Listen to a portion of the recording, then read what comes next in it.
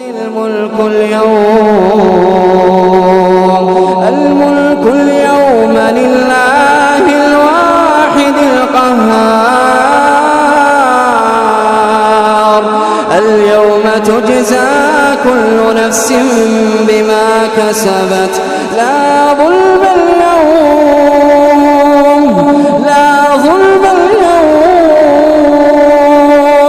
إن الله سريع الحساب. وأنذرهم يوم الآزفة إذ القلوب لدى الحناجر كاظمين ما للظالمين من حميم ولا شفيع